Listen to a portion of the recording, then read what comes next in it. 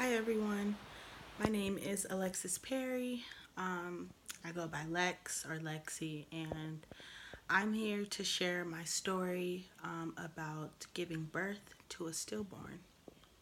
Um, I gave birth to King Bronx Lilly on May 29th at 2:37 in the morning, and I just wanted to well, let me start off by saying this. When everything happened, almost 3 weeks ago now, I did what everyone else does: go online, research things, and of course go to YouTube.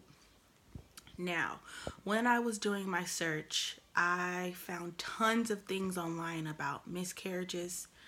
I found tons of things online about SIDS or infant loss. But what I started realizing was that there wasn't a lot on stillbirths.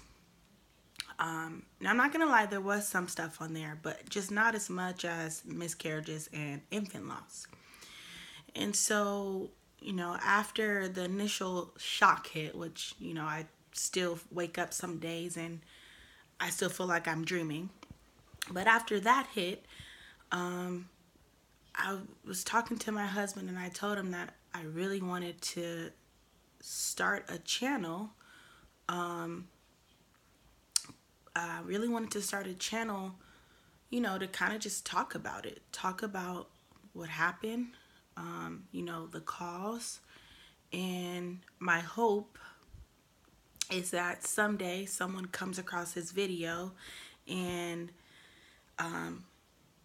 it inspires them or it comforts them more so, to let them know that they are not alone. Because just from watching the miscarriages and, the infant loss videos or memorials that people would post on YouTube, I found comfort. I found comfort in watching those videos, and I also, it gave me hope, that someday I will go on to have more kids and give my baby boy more brothers and more sisters. Now, I'm just going to go ahead and tell you the story. So, Sunday, my husband and I were watching the NBA Finals, Warriors versus Cleveland. And my husband was just kind of poking my belly, like as he normally does. And then he looked at me and he asked me, "Have you felt a move that day or today?" And I said, "No, not really." And to be honest with you, I really didn't really keep track of it because he was so active. So the doctor did give me a kick count card at 28 weeks, and I did it for the first 2 weeks, and then at 30 weeks I stopped, or 30 weeks I stopped. And so he asked me, and I basically was like, no, actually I haven't. When it hit me, when it dawned on me, I realized that I hadn't felt him move. And so I called my granny, who is a retired OBGYN nurse, and I said, "Granny, he hasn't moved. He hasn't moved." And she said, "Don't worry, it's probably just the position that he's in, or, he's probably just sleeping there." And she said, "Drink some really cold water or drink some orange juice and then just walk around the house." So I did it, and I started walking around the house, and I walked until the game ended, and it was still nothing. And so I could tell then my husband kind of started getting worried. And so we said, okay, before we went to sleep, we said, okay, we're gonna see, we're just gonna try to monitor it. And so we laid in bed, and my husband started playing music. He started playing gospel music, and he put it on my belly, and we still didn't get anything. And so we kind of just said, all right, if we don't feel anything in the morning. Well, actually, no, I remember in the middle of the night, my husband brought me a bottle of water, and it was like really, really cold. And I drank it, and no movement. So I woke up again, or woke up that morning, called my granny again, and she was like, okay, go to the doctor's. And when I got up and went, or as I was getting ready, I had went through this about a month prior, where he kind of wasn't kicking, and I went into labor and delivery. They hooked me up, and as soon as they hooked me up, he started going. And so in the back of my mind, as I was on my way, I was like, okay, I didn't really think anything of it. I just knew that once they hooked me up to the machine, he was going to start moving, because he was the most active little boy in my belly. I mean, he was my firstborn, but from what I've heard and from what I felt, he was really active. And every time we would go to our ultrasounds, the doctor would say, "Oh my gosh, he's really active." So it didn't really ever cross my mind. And so after that, I checked in, and it was two women before me. There was one, it looked like she had a scheduled C-section, and then another lady who was there, and I was being nosy, but I couldn't quite catch what she was there for. But I know that one lady for sure was there for her scheduled C-section. And I just remember thinking to myself, oh my gosh, I can't wait until, my water breaks, or, I'm coming in to have my baby. And this was all at 31 weeks gestation. So baby boy was 31 weeks. And we had just had an appointment Thursday, so 3 days before that, and everything was fine. So I check in, and the nurse was really nice. She was really, really sweet, and she was like, "All right, let's check with the I'm not sure what it's called, but it didn't have a screen. I think it was just like a checking for the heartbeat." And she put it on my stomach, and she started going around. And she couldn't find it, and she went around my stomach for a good 30 seconds. Still didn't really dawn on me that baby's heart wasn't going. So she said, okay, I'm gonna go get the doctor, and I'm gonna go get the ultrasound machine. And it never crossed my mind that his heart wasn't beating. And so the doctor came in, and she put the thing on my belly. And I think it only took her about 20 seconds to look and say that there's no heartbeat. And at first, it just felt like it hadn't registered. But she said, this is not normal. There's no heartbeat. I'm so sorry. And those words will stick with me forever. And then at that moment, that's when it hit me, and I just started crying hysterically. I vividly remember the nurse, because I went to the appointment by myself. My husband was at work. My mom was actually out of town. And the nurse just kind of was trying to constrain me because I was going crazy. And I just remember looking at her, and she had my makeup all over her face, all over her cheek, and all over her scrubs. And so at that point, I can't really remember if I called my husband first, or if I called my mom, or I don't know who I called first. But I had finally got in contact with my husband. And I remember he was on his lunch break, and he was like, keep me updated. And the sucky part was that the Kaiser, we live in Orange County, California, and the Kaiser that we went to, we never get any service there. So I just remember telling him, and we were on FaceTime, and he was crying, and At that time, after that, he rushed over and I called my granny. He called his mom and his family. And so then everything started. And it's crazy when you're in it.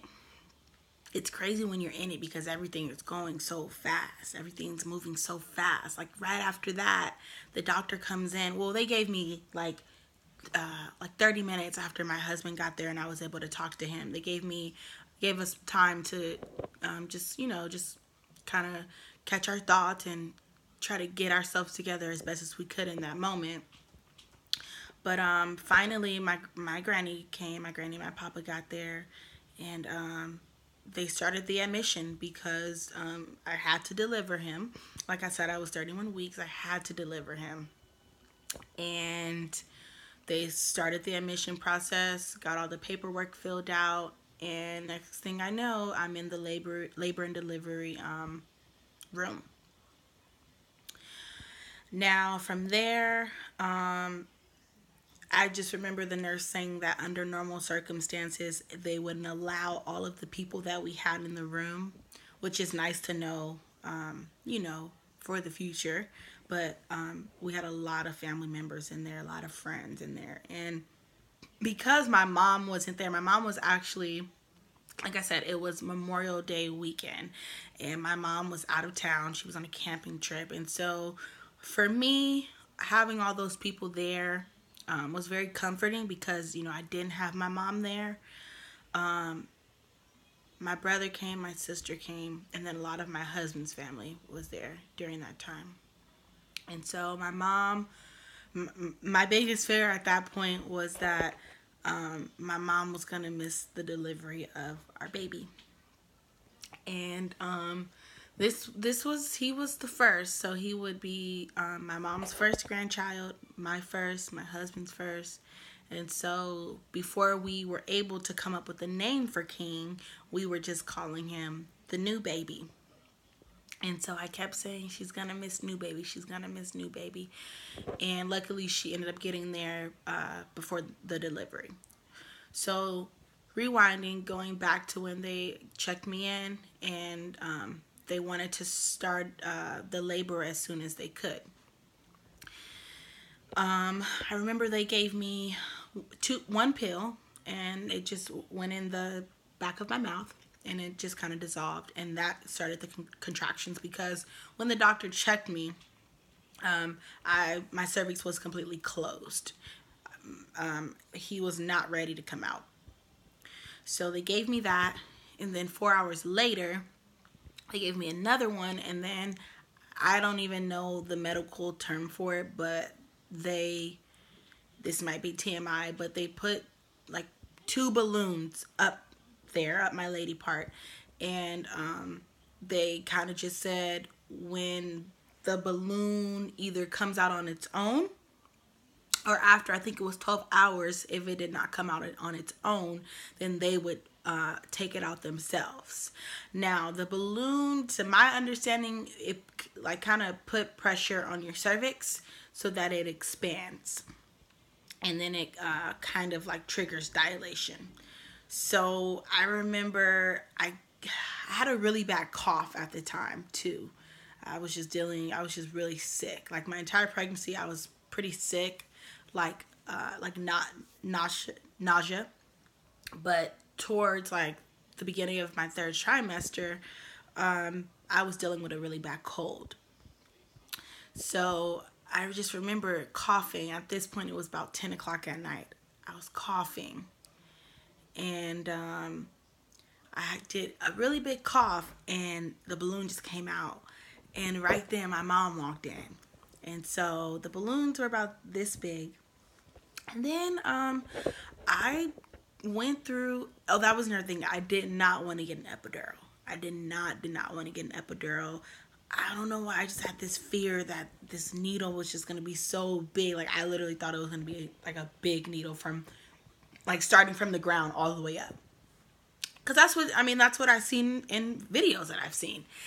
And so because King did not have a heartbeat, they were able to kind of give me medicine that they wouldn't normally give you if, the baby was alive inside.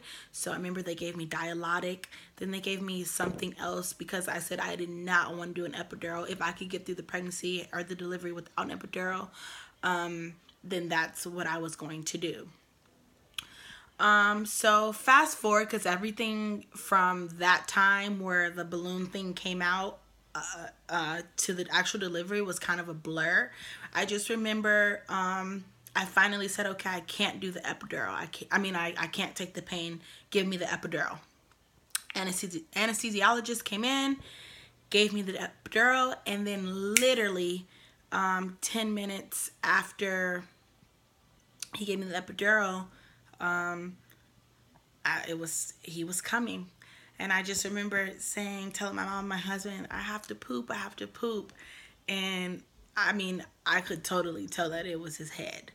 And I was literally like, I only pushed for maybe like 10 minutes. And I just remember when I seen him, in my head, I was thinking that something physically was going to be wrong with him because he did not have a heartbeat. And I couldn't have been any more wrong, because when I seen him, he was the most perfect, beautiful baby I've ever seen. And I'm not just saying this because he was mine. He was so developed. He had a head full of hair. He was 16 inches long. He was 2.9 pounds. Now, that was something that kind of threw me off, because when we went to the doctor measured him at 3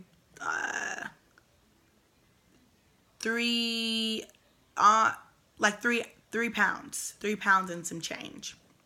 But when he delivered, he was about 2.9 pounds. Now, I'm thinking that has something to do with, the time that his heart stopped beating and he stopped growing, because the last time that I recall in my head him moving was either Friday or Saturday.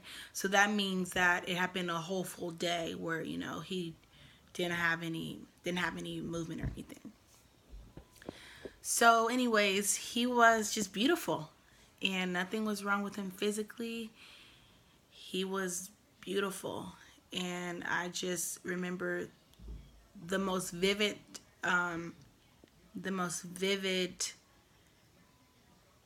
memory for me during that whole time, because everything else was a blur, was just holding him and kissing him and getting to feel him.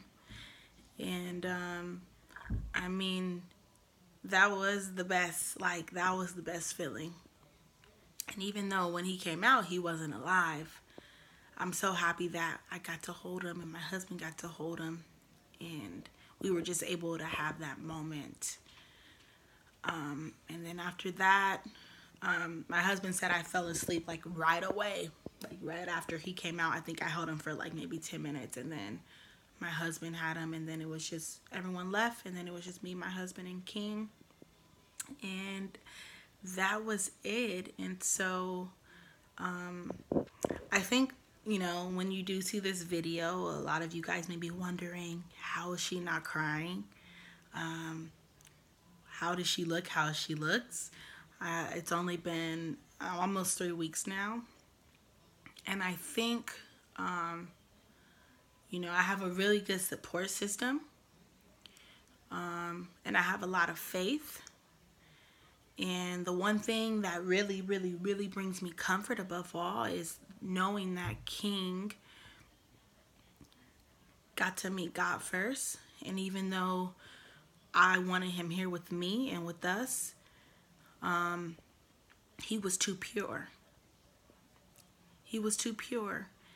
And, I just try to tell myself he will never have to experience any harm. He will never have to experience any pain. And what more can you ask for as a mother? Is that your child surpasses all of that. Your child doesn't have to deal with any of that. And so, every day is up and down. Every day is a battle. Every day is a mental battle. Every day is an emotional battle. But I do know that King is probably looking down on me, and he doesn't want his mom to be sad. He doesn't. Because I know he's not sad. He's not. He's in the best place that there can possibly be. And I know that when it's my time, I'll get to see him again. So, yeah, that's my story of giving birth to a stillborn baby. And I hope as I continue to post more videos, people ask questions, and I want to have an open dialogue, and I want the channel to be more than just this, but I couldn't think of a greater way to start my channel off. So this is in remembrance of King Bronx Lilly, and mommy loves you, daddy loves you, and we will see you when we get up there.